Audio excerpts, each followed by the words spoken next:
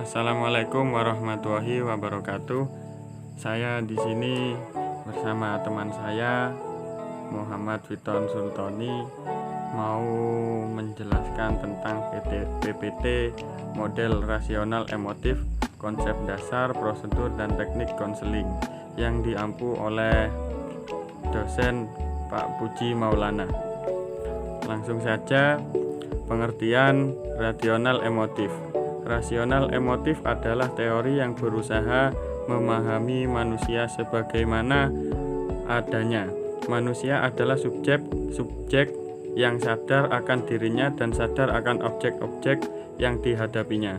Manusia adalah makhluk perbuatan, pembuat, dan berkembang dan merupakan individu dalam satu kesatuan yang berarti manusia bebas, berpikir, bernafas, dan berkehendak.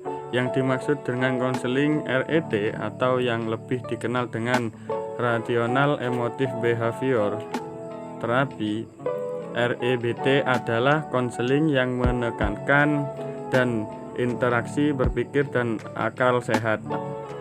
Rasional thinking, perasaan, emotif, dan berperilaku acting, bahwa teori ini menekankan bahwa suatu perubahan yang mendalam terhadap cara berpikir dapat menghasilkan perubahan yang berarti dalam cara berperasaan dan berperilaku.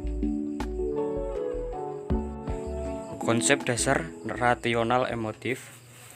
Manusia pada dasarnya adalah unik yang memiliki kecenderungan untuk berpikir rasional dan irasional.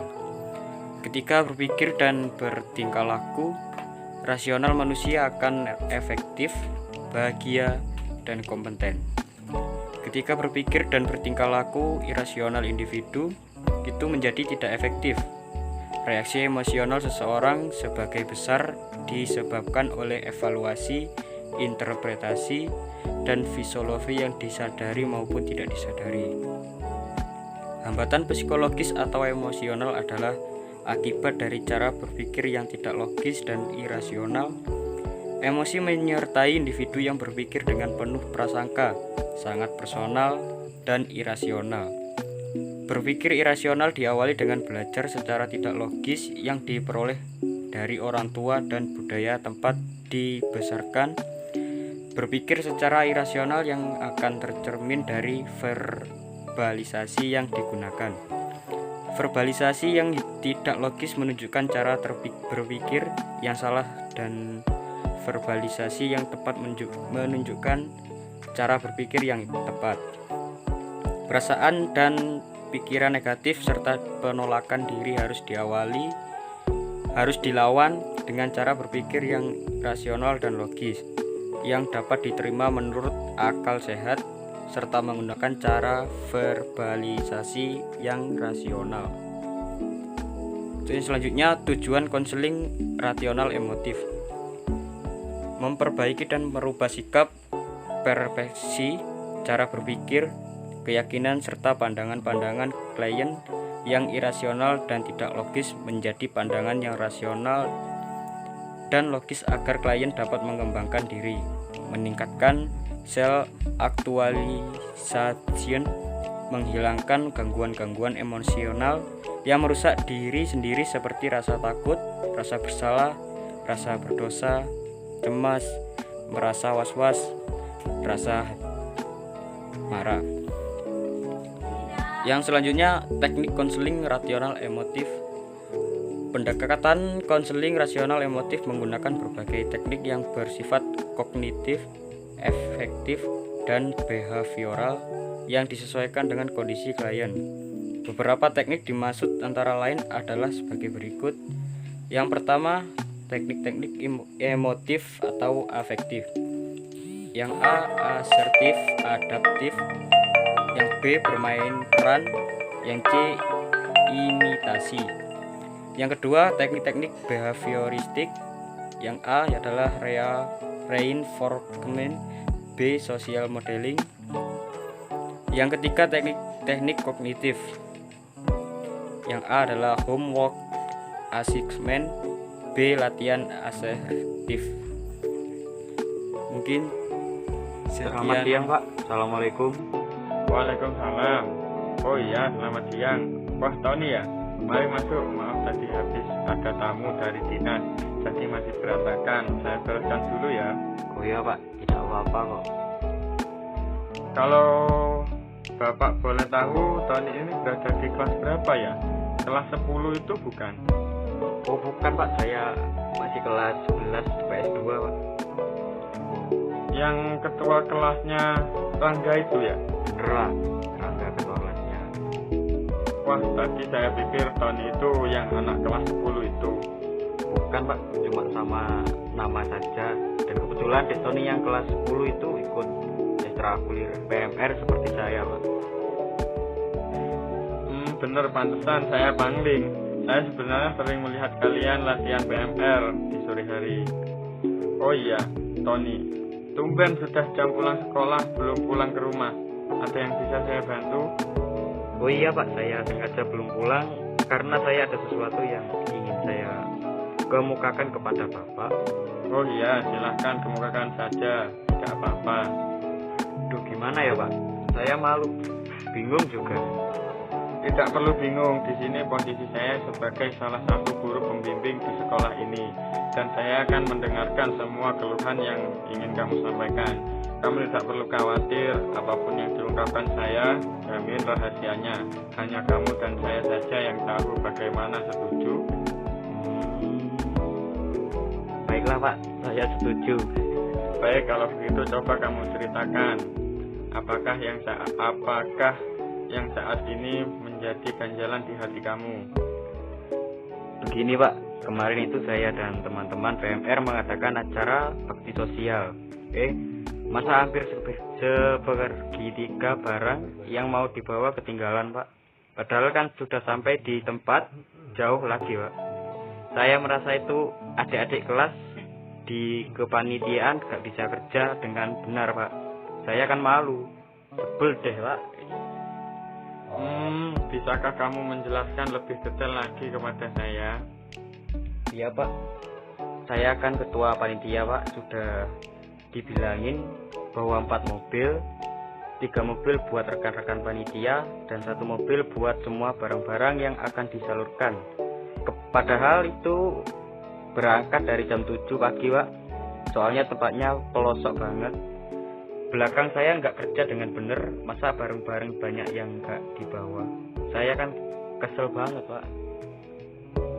Dengan kata lain, kamu merasa kesel dan malu karena anggota-anggotanya yang kamu anggap tidak cekatan begitu.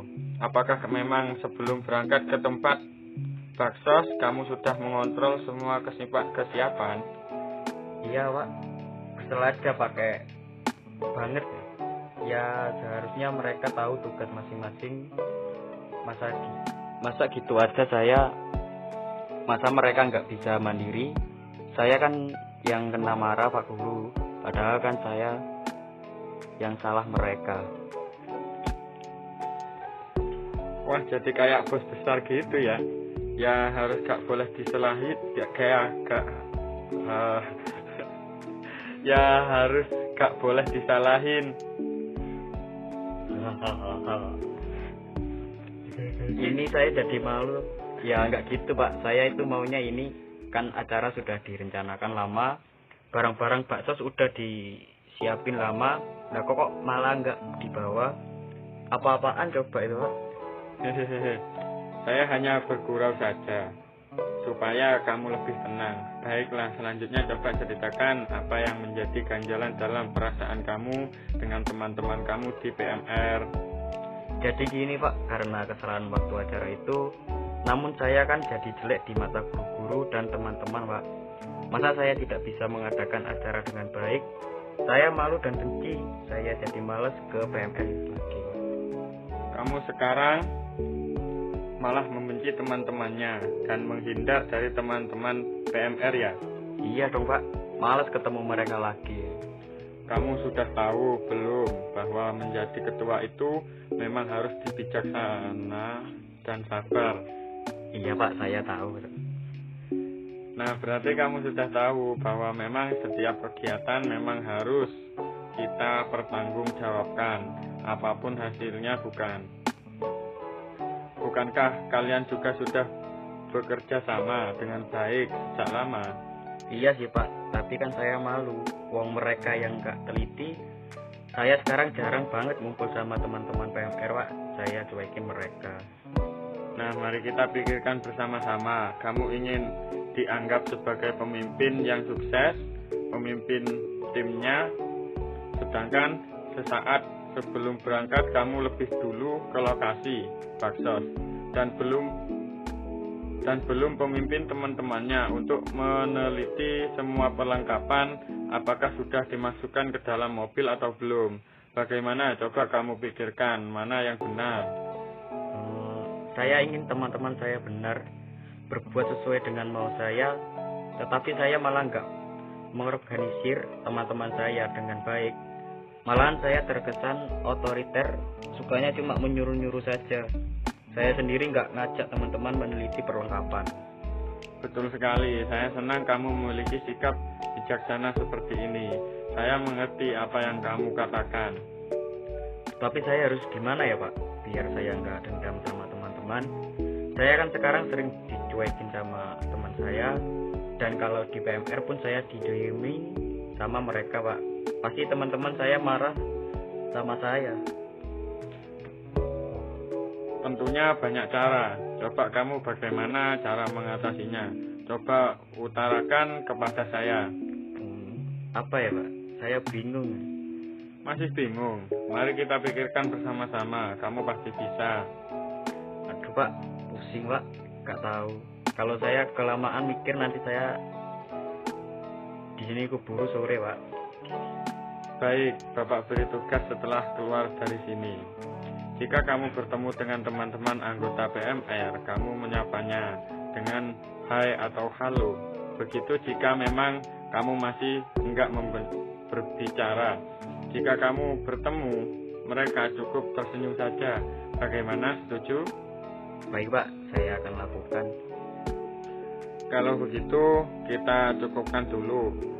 Kapan kamu akan melaporkan hasil tugas Bapak tadi? Besok atau kapan? 3 hari lagi saya datang kemari Pak. Kalau begitu saya permisi dulu Pak. Assalamualaikum. Ya, waalaikumsalam. Hati-hati di jalan. Pertemuan kedua. Permisi Pak. Selamat siang. Selamat siang. Tony, wah sudah saya tunggu-tunggu. Mari silahkan duduk. Wah, kelihatannya kamu tampak lebih semangat. Iya Pak, agak mendingan sih Pak. Ya bagus itu. Nah, apakah kita akan melanjutkan pembicaraan kita kemarin itu? Benar Pak. Tugas Bapak sudah saya pikirkan di rumah 3 hari ini. Kalau begitu, coba utarakan kepada saya. Iya Pak. Saya mau melanjutkan pembicaraan kita kemarin. Setelah saya merenung di rumah, saya sadar Pak, bila saya memang salah. Saya memang seharusnya mengorganisir teman-teman saya dan enggak semata-mata cuma menyalahkan mereka. Kan teman-teman juga mengikuti apa mau saya Pak. Mereka sudah berusaha, saya saja yang egois. Senang Bapak mendengarnya. Kamu mempunyai pemikiran begitu. Itu benar. Sebagai pemimpin atau ketua, kita harus bisa mengorganisir anggota lain. Bahkan meski hanya pekerjaan kecil, kita tidak bisa lepas tanggung jawab atau berpangku tangan hanya sebagai mandor. Tapi saya masih bingung Pak, gimana lagi harus berhadapan dengan teman-teman. Apalagi saya juga masih malu karena saya nggak bisa ngadain acara eskul PMR dengan baik. Oke, saya bantu ya. Saya beri contoh suatu simulasi. Bagaimana cara menjalin keakraban dengan teman-teman satu eskul yang kemarin sempat kamu musuhi, yang nantinya kamu harus mempraktekkan simulasi tersebut saat eskul. Bagaimana? Baik Pak, saya mau mencobanya. Nanti saya memerankan sebagai Dina, teman PMR kamu, dan kamu memerankan sebagai diri sendiri ya. Bagaimana, kamu siap? Saya siap Pak, saya mulai ya Pak. Imitasi simulasi. Langsung Hai Dina. Hai Dina, ajarin aku buat pertolongan pertama buat orang yang pingsan dong. Hai juga Tony. Wah, itu mudah. Nanti aku ajarin. Tapi aku nanti ajari cara perban luka ya. Kamu kan jagonya. Iya, nanti kita latihan bareng-bareng ya. Kita akan mengadakan apa waktu HUT SMA kita. Gimana kalau donor darah? Wah, itu ide bagus tuh Ton. Nanti kita bicarakan kepada pembina kita saja. Pasti beliau mendukung. Iya, baiknya sebelum hari HUT atau pas HUT ya, sekalian bikin buzzer kesehatan seperti rencana kita dulu. Oh iya, capcus sekali itu. Nanti pas kumpul kita bicarakan bareng-bareng sama yang lainnya. Oke, dengan senang hati.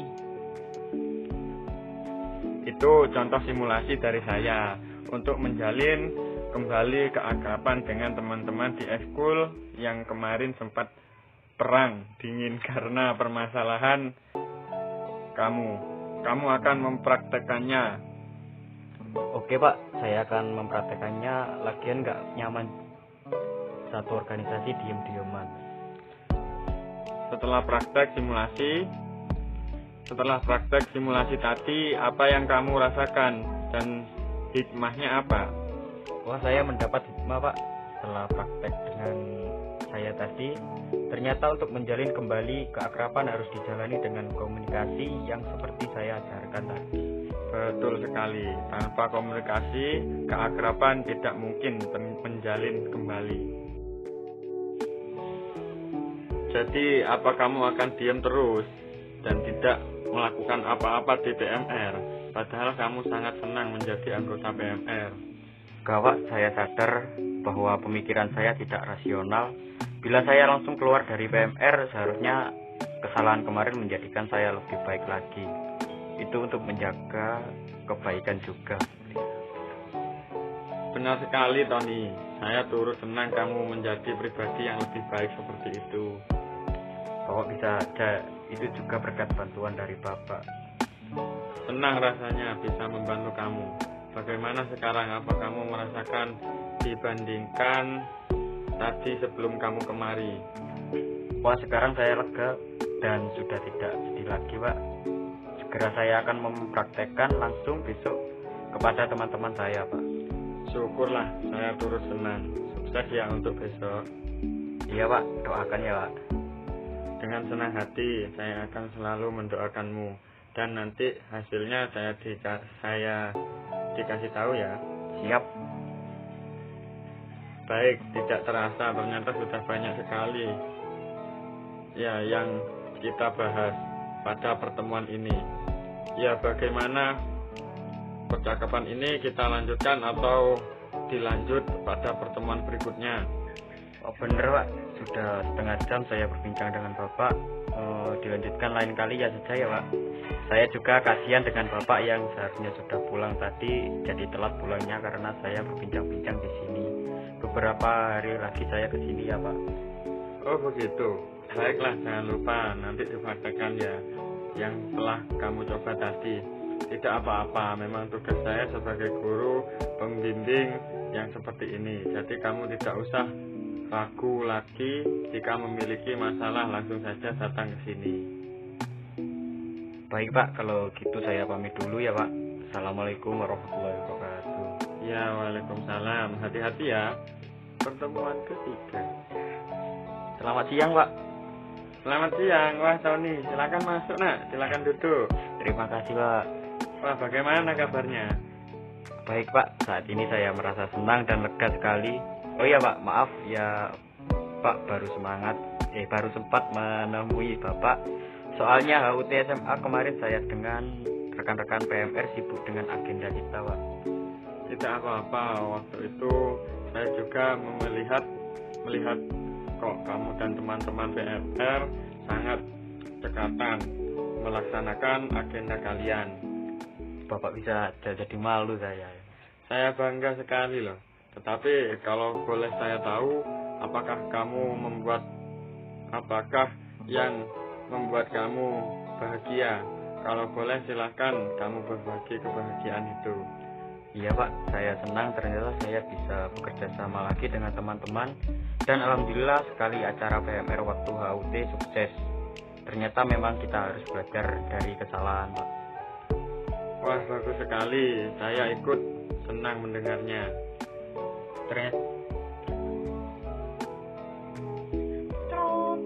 Ternyata benar Pak bahwa perasaan saya selama ini, bahwa saya merasa dipermalukan teman-teman itu salah. Sayalah yang seharusnya sadar. Saya kan gak mau cuma bisa jadi mandor yang gak merhatiin anggota. Ya memang begitu. Dengan kata lain, sekarang kamu sudah dapat merasakannya sendiri. Masalah itu perlu diselesaikan dengan jalan terbaik, bukan hanya dengan prasangka buruk dan malah memendam. Iya Pak, saya mengucapkan banyak terima kasih Pak atas bantuan Bapak sehingga masalah saya selesai. Iya, sama-sama. Dan itu sudah menjadi kewajiban seorang konselor untuk membantu menyelesaikan masalah. Saya ikut senang. Iya Pak. Itu berarti dari awal pertemuan kita yang dari tugas rumah, kemudian dimulasi. Coba apa kesimpulan kamu? Itu Pak. Yang pertama saya jadi tahu bagaimana seharusnya pemimpin itu. Kedua saya tahu bagaimana memulai akrab dengan teman yang awalnya saya musuhi, yaitu dengan membahas sesuatu yang netral. Dan yang ketiga saya jadi paham bagaimana berorganisasi yang baik. Kalau ada kesalahan harus menyadari masing-masing, bukan saling menyalahkan. Bagus, ternyata kamu sudah lebih bijaksana lagi ya. Iya Pak. Baiklah Pak, kalau begitu saya langsung pamit saja Pak. Hari ini saya akan melatih adik kelas 1 untuk membuat tandu darurat bersama teman-teman di lapangan sana. Oh iya, wah bagus sekali. Semoga sukses dan selalu kompak ya. Baiklah, kamu begitu. Jika ada apa-apa atau sekedar berbicara, jangan sungkan-sungkan datang menemui saya. Baik Pak, pasti saya permisi. Mari selamat siang Pak. Iya, selamat siang. Assalamualaikum.